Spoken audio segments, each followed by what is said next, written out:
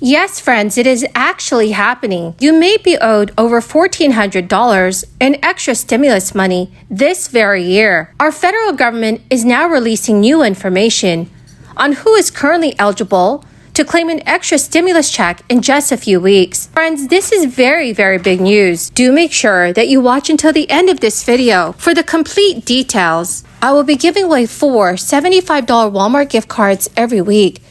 Please make sure that you click and like several of my videos and then comment below the keyword of each video that you watch. The more videos that you comment on, the greater your chances of winning the giveaways. Friends, during the months of October, November, and December, I will be surprising several of you with $200 gift cards, especially to those of you that have been in this community for several months. It's a simple way of me saying thank you so much for joining me here every day. Last week, the Internal Revenue Service started sending letters to the 9 million households who may still be eligible for several lucrative tax benefits, including the third round of stimulus payments worth as much as $1,400 for an individual and $2,800 for couples. If you didn't receive the full amount of the crisis-related economic impact payment under the $1.9 trillion American Rescue Plan, you may be able to claim the 2021 credit, but you must submit a 2021 tax return, even if you do not usually file taxes. The payments were the largest of those sent to Americans under the federal crisis relief packages starting in 2020. Remember, you do not have to have income for 2021 to qualify for the stimulus money, but there are income caps. The Internal Revenue Service faced a daunting task amid the crisis to reach millions of people who don't typically file tax returns.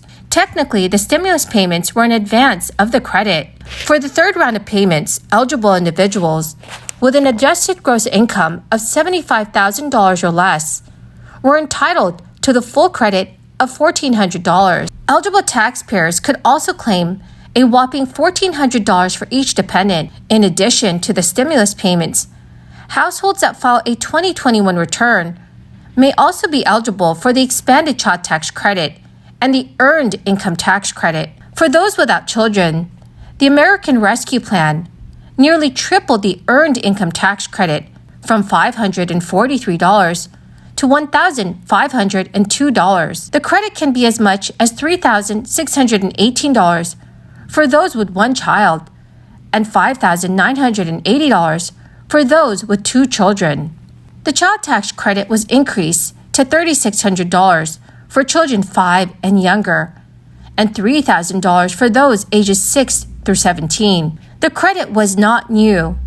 It was created in 1997 and has always been meant to help struggling families. What was different for the 2021 tax year was a boost from the pre-crisis maximum of $2,000 per child younger than 17. The Internal Revenue Service specifically urged grandparents, foster parents, and people caring for siblings and other relatives to check their eligibility for the 2021 child tax credit. Also, friends, in a new interview, House Speaker Nancy Pelosi said that Democrats need better messaging on inflation, which has been top of mind to voters ahead of next month's midterm elections. Nancy Pelosi said, "Inflation's an issue, but it is global.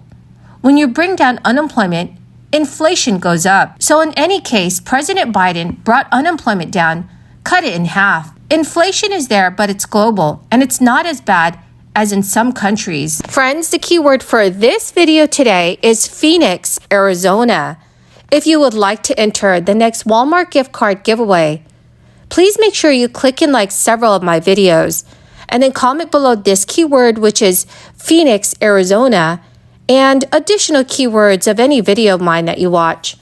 And do make sure, friends, that you are subscribed to my channel. Pelosi's comments come in the final stretch to the November midterm elections, which have been dominated by topics like the economy and inflation.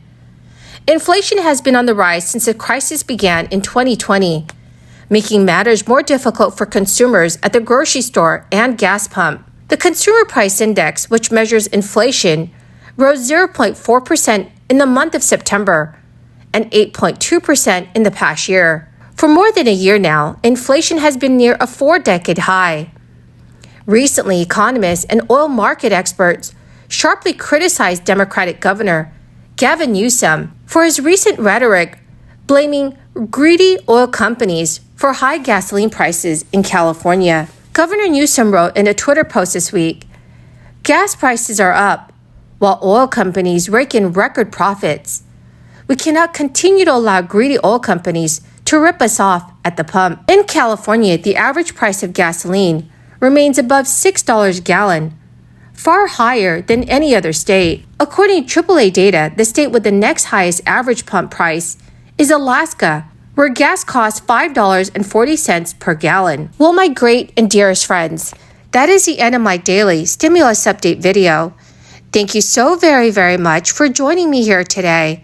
And I truly hope you found some of this information helpful. Thank you, friends, and have a wonderful and blessed day. In Perryopolis, Pennsylvania, one shopper told a reporter that besides cutting back at the grocery store, she had taken on a second job, working nights at a warehouse to help feed her family of 4.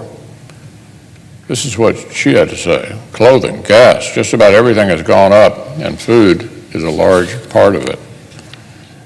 Meanwhile, the head of a small manufacturer in Big Bend, Wisconsin, reports that amid price hikes, stacked up supply chains, quote, trying to source products has been very difficult.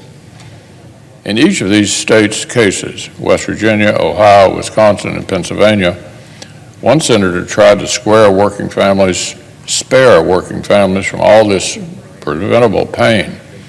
Each of those states has one Republican senator who warned about inflation, who voted against inflation, and who voted for amendments that would have reduced inflation.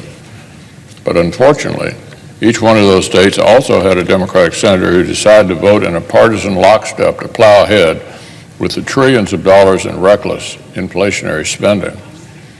One senator each from West Virginia, Ohio, Pennsylvania, and Wisconsin cast the tie-breaking votes to bring this pain down on their citizens' heads.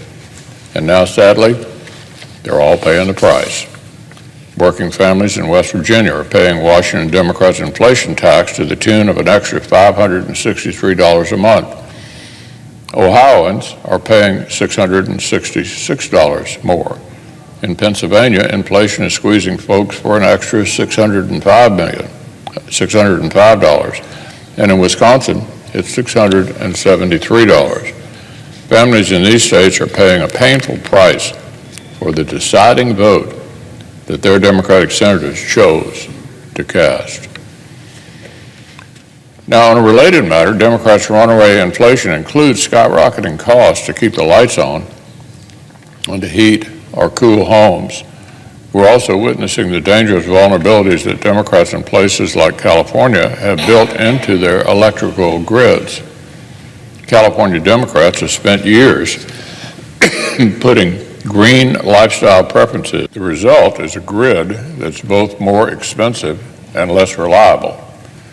We've seen the same California Democrats who spent years pushing their citizens to buy expensive electric cars. Now,